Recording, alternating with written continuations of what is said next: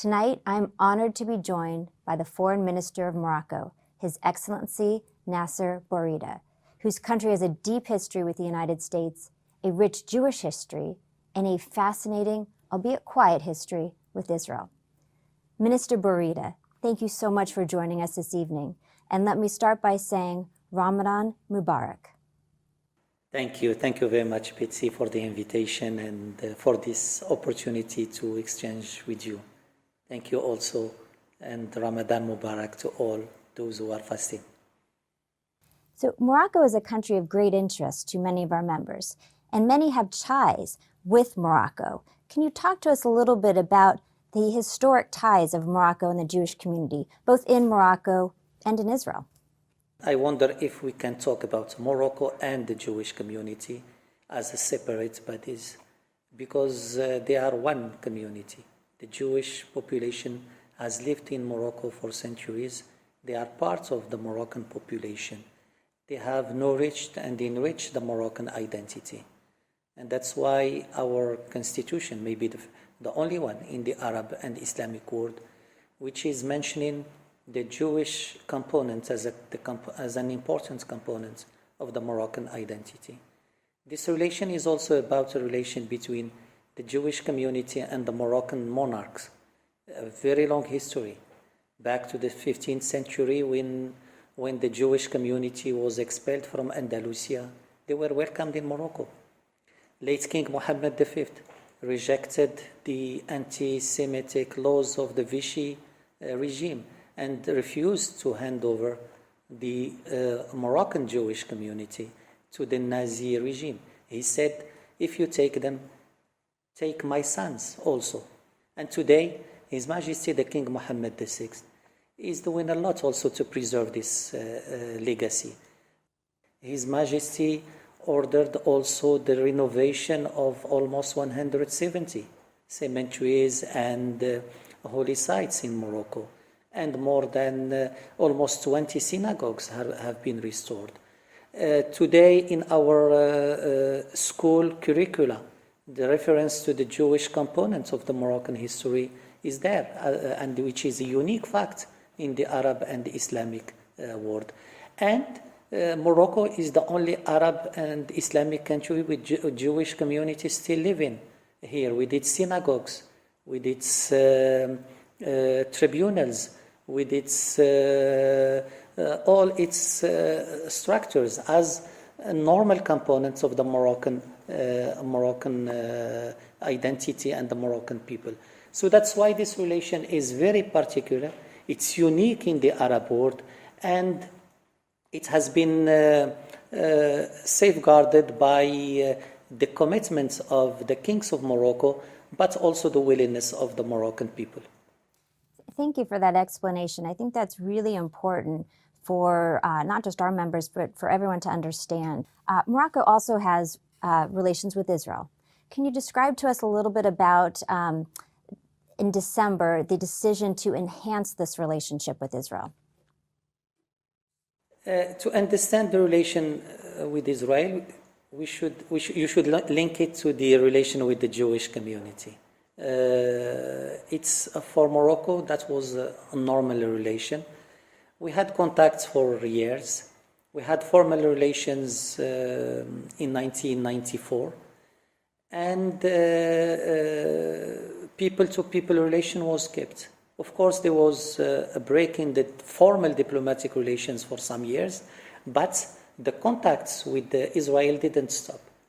As His Majesty King Mohammed VI said, this decision of Morocco in December is not an opportunistic decision. It's a decision of conviction, and it is a natural decision because of these ties and because of the involvement, the historical involvement of Morocco in peace.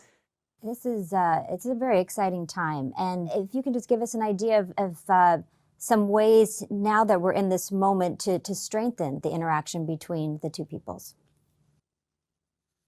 After the 10th of December, where the declaration of restoring the relations was made, there was an agreement, a trilateral agreement signed some days after.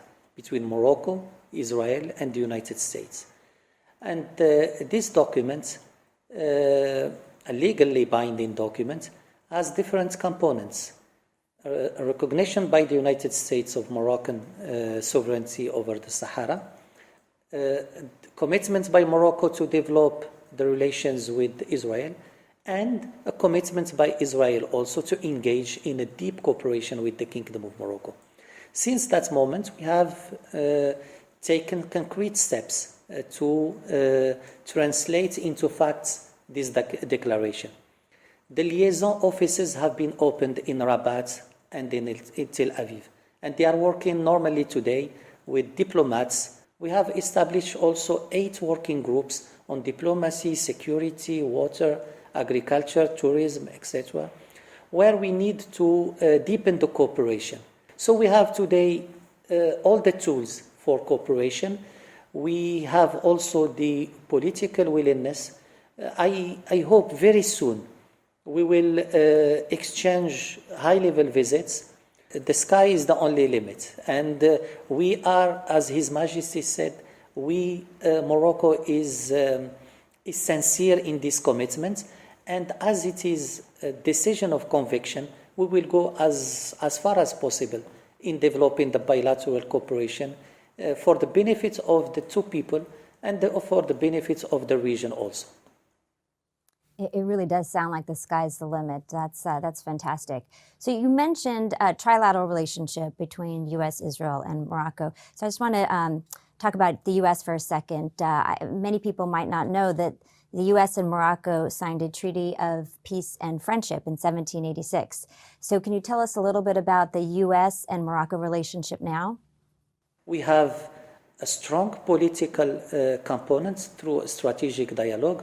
We have a military commission to coordinate. We are the only African country to have an FTA, a free trade agreement with the United States. We are a non-NATO ally of the United States since 2004. And we have a very counter-terrorism and military component. So the relation is deeply rooted, the relation is adapted. Today we can work also on climate change, we can work on developing Africa, and we can work for promoting peace, including in the Middle East. Morocco cut off ties with Iran in 2018 because of Hezbollah activity in Morocco. At Eibak, we're very focused on Iran and its surrogates and the threats to not just this region, but to the entire world. So what is Morocco doing about the activity with Iran and its surrogates, and how do you see working with friends like the U.S. and Israel to combat that threatening activity? So the threat is the same, and we need to coordinate. We need to work as allies to face these threats. Maybe people know more about Iran nuclear activities, but Iran is also acting through proxies to destabilize North Africa and West Africa. Iran has been threatening Moroccan territorial integrity and its security by supporting Polisario, by giving arms to Polisario, and by training Polisario militia to attack Morocco. Iran is also spreading through the Hezbollah its activities in West Africa.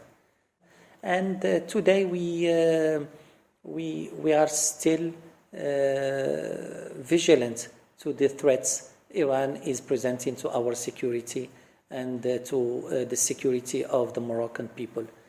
As you know, the Sahara issue is crucial for Morocco. Its territorial integrity is the key of the stability of this country. All those who are trying to destabilize Morocco are using the Sahara issue as a tool. And Iran, Hezbollah, and Polisario are doing the same. So that's why it's very important also, while giving attention to to what Iran is doing in its nuclear program or in acting against some of its neighbor, to pay attention to what Iran is doing to other allies of the United States in this area of the world.